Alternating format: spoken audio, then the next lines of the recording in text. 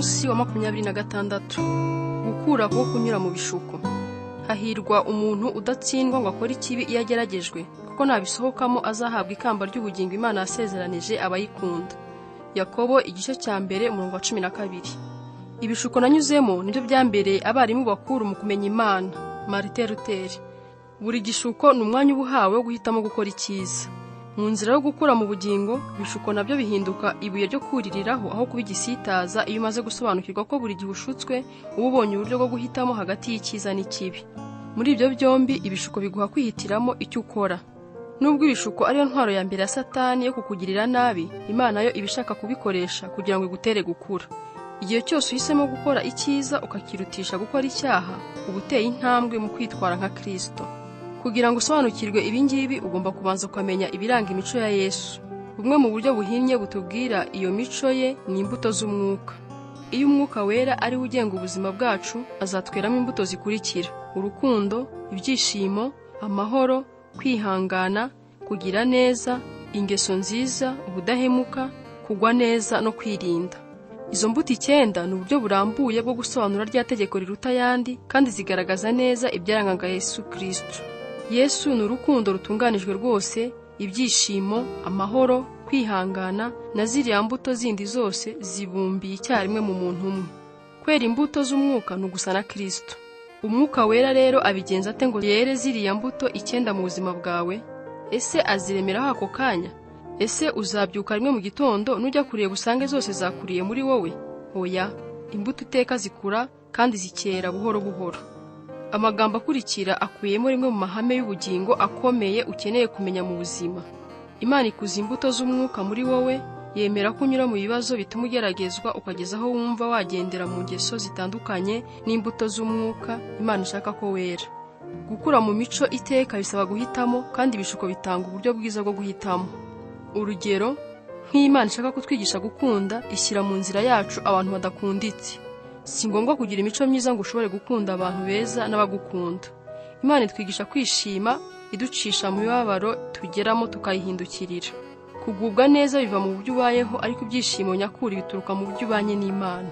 Iyo Imana ishaka gukuza amahoro muri wowe, ituma ibintu bitagenda nk'uko wateganyaga, ukanyura mu bihe by'akaduruvayo n'umwijima.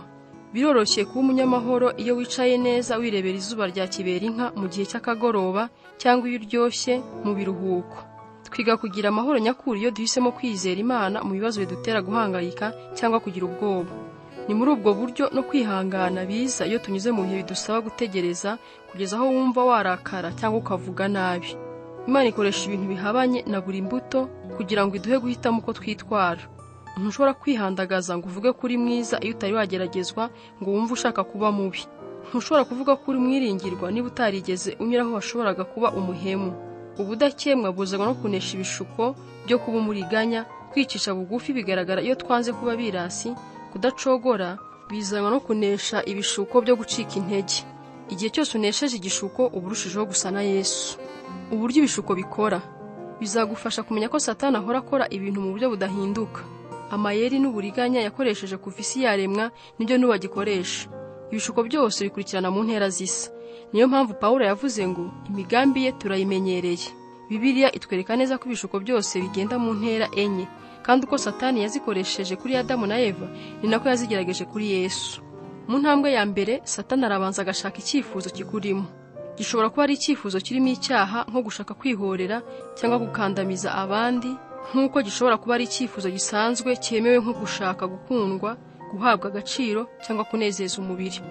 Ibishuko bitangira Satani ashyize mu bitekerezo byawe gushyira mu bikorwa icyifuzo kinyuranye n'amategeko y'Imana, cyangwa iyo uhisemo gusohoza icyifuzo cyiza ariko mu buryo butemewe cyangwa mu gihe kitari cyo. Mu bintu byose ujye utinya gufata inzira z'ubusamo. Kenshi ziba zihisha ibishuko. Satani arakongorera ati, ibi ni uburenganzira bwawe, wagombye kubibona nonaha, kandi bizakunyura, bizakurema umutima, bishobora no gutuma wumva umeze neza kurutaho. Kenshi twibwira ko ibishuko bituruka hanze, nyamara Imana yo ikatubwira ko biva muri twe imbere. Iyo uba udafite kwifuza muri wowe, ibishuko byose nta mbaraga byakugiraho. Ibishuko iteka bitangirira mu mutima, ntabwo bituruka mu byo unyuramo. Yesu yaravuze ati, kuko mu mitima y'abantu havamo imigambi mibi, guheheta no gusambana, kwiba no kwica, kwifuza kubi, kugira nabi, uburiganya, iby'isoni nke, ishyari, kubeshyera abandi, ubwibone n'ubupfu. Ibyo bibi byose biva mu muntu. Yakobo abivuga neza ko hari igitero cy'ibyifuzo bibi birwanira mu mitima. Intambwe ya kabiri mu nzira yo kugwa mu gishuko ni ugushidikanya. Satani akugerageresha kuguteramo gushidikanya ibyo Imana yavuze kuri icyo cyaha, akubwira ngo ese koko Imana yavuze ko atari byo? Ese Imana ibi ntiyaba yarabivuze ibibuza abandi cyangwa ibibuza ariko mu gihe kitari nk'iki? Ese ubundi Imana yanga kumererwa neza? Bibiliya iratuburira ngo mwirinde, ntimwemerere ibitekerezo bibi cyangwa gushidikanya kubatera gutera umugongo Imana ihoraho. Intambwe ya gatatu ni ikinyoma. Satani ntashobora kukubwira iby'ukuri kuko yitwa se w'ibinyoma. Ikintu cyose azakubwira kizaba ari ikinyoma cyangwa ari ukuri kutuzuye. Iteka ryose Satani azaguha ibinyoma bye abisimbuza iby'Imana yavuze mu ijambo ryayo. Satani azakubwira ati ntimuzapfa, muzamenya ubwenge kuruta Imana. Ntacyo bizagutwara, nta n'uzabimenya, kandi bizagukemurira ibibazo. Ikindi kandi n'abandi bose niko bagenza. Niba ari n'icyaha ni gato cyane ntacyo gatwaye, ariko burya akaha gato ni nko kuvuga ngo ntwite indano. Amaherezo namwe birashyira bikajya ahagaragara. Intambwe ya kane ni ukutumvira. Amaherezo urangiza ushyira mu bikorwa icyo gitekerezo wakomeje gucunda mu mutima wawe. Icyatangiye ari igitekerezo gusa kikarangira gihinduka imyitwarire. Amaherezo umuntu yumvira icyamutwaye umutima, ukemera ibinyoma bya Satani ukagwa mu mutego. Yakobo yatuburiye kwirinda agira ati twoshywa iyo dukuruwe kandi tukagwa mu mutego w'ibyo turarikiye. Nuko iryo rari riratwita rikabyara icyaha, icyaha nacyo cyamara gukura kikabyara urupfu. Ntimukayobe bene data bakundwa. Kunesha ibishuko. Kumenya neza uburyo ibishuko bikora bigira umumaro, ariko hari intambwe zihariye ukwiye gukurikira kugira ngo ubitsinde. Icya mbere, wange gukuka umutima. Abakristo benshi baterwa ubwoba kandi bagacibwa intege n'ibitekerezo birimo ibishuko, bagahorana umutima ubacira urubanza wo kumva batarakura ngo bagere aho batakigeragezwa. Bakumva bafite isoni zo kuba bagishukwa. Ibyo rero ni ukutumva neza kuba mukuru mu bugingo icyo bivuga. Ntabwo uzigera ukura ngo ugere aho utagishukwa. Mu buryo bumwe, niwumva ushutswe ujye ubyishimira nk'ikimenyetso cyo gushimwa. Satani ntazigera yigora ajya gushuka abakora ibibi, aboshya, abo baba baramaze kuba babi. Ibishuko ni ikimenyetso cy'uko Satani akwanga, ntabwo ari ikimenyetso cy'intege nke cyangwa cy'umutima ukunda iby'isi. Kandi ni ikintu gisanzwe kikwibutsa ko uri umuntu kandi uri mu isi yaguye mu cyaha. Ntibizagutangaze ngo biguhungabanye cyangwa ngo biguce intege. Wemere ko ibishuko ari ibintu bitazabura mu buzima. Nta na rimwe uzigera ubonaho ubihungira burundu. Bibiliya iravuga ngo igihe cyose ugeragejwe ntabwo ivuga ngo waramuka ugeragejwe. Pawulo atugira inama atwibutsa ati mwibuke ko ibishuko byose muhura nabyo bidatandukanye n'iby'abandi bahura nabyo. Ntabwo ari icyaha gushukwa. Na Yesu yarashutswe ariko ntiyakora icyaha. Ibishuko bihinduka icyaha iyo wemeye gutsindwa nabyo. Martin Luther yaravuze ngo ntushobora kubuza inyoni kuguruka hejuru y'aho uri, ariko ushobora kuzibuza kukwarika ibyari mu musatsi. Ntushobora kubuza Satani kukongorera ibitekerezo bibi, ariko ushobora guhitamo kutabitindaho cyangwa kutabigenderaho. Urugero, abantu benshi ntibazi gutandukanya gukururwa n'uburanga bw'umuntu cyangwa kumva imyanya ndangagitsina yahagurutse ngo abitandukanye n'icyaha cy'ubuhehesi. Ariko ibyo uko ari bitatu ntabwo ari kimwe. Buri wese muri twe yaremwe nk'ikiremwa gifite igitsina, kandi ibyo ni byiza.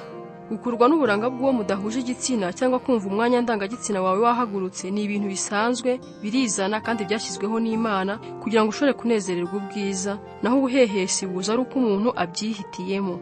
Ubuhehesi ni igihe uhisemo kubika mu bitekerezo byawe icyo wifuza gukoresha umubiri wawe. Ushobora gukurwa n'uburanga bw'umuntu ndetse ukagezaho umwanya ndangagitsina wawe uhagurutse, ariko ukanga gukora icyaha cyo kwifuza gusambana. Abakristo benshi cyane cyane b'abagabo bagira isoni iyo imibiri yabo ikora nk'uko bikwiriye. Iyo babonye nk'umugore mwiza bakumva abagizeho rukuruzi, bagatangira kwibwira ko baguye mu cyaha cy'ubuhehesi, bakagira isoni bakicira urubanza.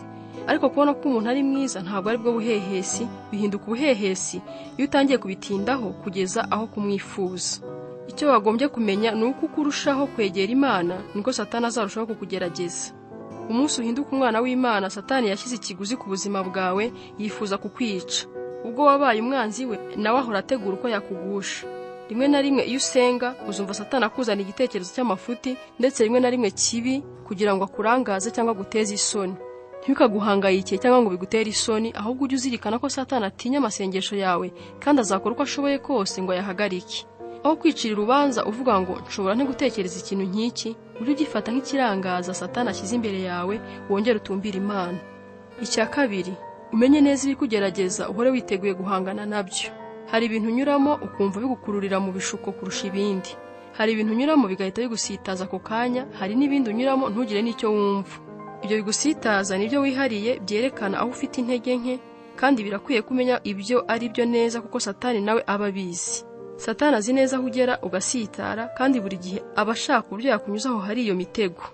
Petero aratuburira ati mube maso. Satani abunze nk'intare kandi ashaka uko yabwa gitumo murangaye. Ujye uhora wibaza uti nshukwa cyane iyo ndi kumwe nande, iyo ndi kumwe n'inshuti zanjye, abo dukorana, ikivunge cy'abantu ntazi, iyo ndi jyenyine. Wongere wibaza uti nshukwa cyane iyo meze nte mu mubiri. Birashoboka ko ari igihe uba unaniwe, uri wenyine cyangwa ufite irungu, igihe wigunze cyangwa uhangayitse. Birashoboka kandi ko biba igihe wagize ikikubabaza, iyo ufite umujinya cyangwa uhagaritse umutima, cyangwa iyo wishimiye intsinzi cyangwa wumva unezerewe mu buryo bw'umwuka. Wagombye kumenya neza uburyo bwawe bwihariye bwo gushukwa, maze ukitegura kwirinda ibyo bikugusha uko ushoboye kose. Bibiliya itubwira kenshi ko dukwiye guhora twiteguye ibishuko kandi tukabitsinda. Pawulo yabivuze neza ati ntimuhe Satani urwaho. Kwitegura uburyo uzahangana n'ibishuko biguha kubinesha. Ujye ukurikira inama tugirwa n'umwanditsi w'imigani ngo utegure neza ibyo ukora byose, wirinde ikibi kandi ugende udakebakeba. Ntukure ibirenge byawe mu nzira yo gukora ibyiza. Abakiranutsi birinda inzira y'ibibi kandi barinda ubugingo bwabo bareba neza iyo bajya. Icya gatatu, usaba Imana kugufasha. Ijuru rihora rikinguye amasaha 24 ku minsi, ushobora guhamagara ukabaza igihe cyose ushakiye. Imana yifuza ko uyisaba imbaraga zo kunesha ibishuko. Yarivugiye ngo nyambaze ku munsi w'amakuba no kuw'ibyago, nanjye nzagukiza nawe uzanyubahisha. Iri ryita isengesho ry'akagira vuba, kuko ni isengesho rigufi kandi rirasa ku ntego. Ni isengesho ry'ijambo rimwe rivuga ngo ntabara cyangwa ngo nkiza, akaga. Iyo ibishuko bikomanze ku muryango, ntabwo uba ufite umwanya wo kujya mu magambo menshi uvugana n'Imana, urataka ugatabaza. Dawidi, Danieli, Petero, Pawulo n'abandi benshi cyane basenze bene iryo sengesho rinyarutse batabariza akaga bagezemo. Bibiliya twizeza ko gutabaza kwacu kumvwa kuko Yesu azi neza ingorane zacu. Ibishuko byose ducamo nawe yabinyuzemo. Ashobora kumva neza intege nke zacu kuko yanyuze mu bishuko byose duhura nabyo, ariko ntiyakora icyaha. Niba Imana ihora yiteguye kudutabara ngo tuneshe ibishuko, nicyo gituma tutayitabaza kenshi. Tuvugishije ukuri, hari kenshi tuba tutifuza gutabarwa. Hari ubwo tuba dushaka gutsindwa n'ibishuko nubwo tuba tuzi ko iyo nzira ari mbi. Bene icyo gihe tuba twibwira ko turusha Imana kumenya icyiza kuri twe icyo ari cyo. Ubundi dutinya gutabaza Imana kuko tuba tugwa mu gishuko kimwe kenshi. Ariko burya Imana yo ntirakara, ntirambirwa, ntitwinubira iyo tuyigarukaho kenshi. Bibiliya iravuga ngo nuko rero twegera intebe y'ubuntu tudatinya. Aho tuzahabonera kubabarirwa no gutabarwa mu gihe tubikeneye. Urukundo rw'Imana ntiruhinduka, kandi kwihangana kwayo guhoraho iteka ryose. Niyo byaba ngombwa ngo utabaza Imana inshuro 200 ku munsi, ushaka imbaraga zo kunesha igishuko runaka, Imana izishimira kukugirira imbabazi n'ubuntu. Ntutinye rero, uyegere ushize amanga. Uyisaba imbaraga zo gukora ibikwiye kandi wizere ko iziguha. Ibishuko bidutera kwishingikiriza ku Mana. Nk'uko imizi y'igiti ikomera cyane uko imiyaga ikinyeganyeza, ni nako urushaho gusa na Yesu buri gihe usinze igishuko. Iyo usitaye ukagwa kandi bishobora kukubaho, ntuzagire ngo ibyawe birakurangiranye. Aho kwemera kuneshwa cyangwa gucika intege, utumbira Imana, wizere ko igufasha kandi wibuke igihembo kigutegereje. Iyo abantu bageragejwe ariko bagakomeza bagakomera, baba bakwiye kwishima, kuko nibamara kugaragaza kwizera kwabo, Imana izabagororera ubugingo buhoraho. Gutekereza ku ntego y'ubuzima bwanjye. Ingingo yo kuzirikana. Buri gishuko ni uburyo bwo guhitamo icyiza. Umurongo wo gufata mu mutwe. Imana iha umugisha abantu bihanganira ibagerageza. Nyuma y'ibyo bazahabwa ikamba ry'ubugingo Imana yasezeranije abayikunda. Yakobo igice cya 1 umurongo wa 12. Ikibazo cyo gutekerezaho. Nuwuhe muco wa Kristo uzawukuriye muri jye ninesha igishuko kigaruka kenshi mu buzima bwanjye?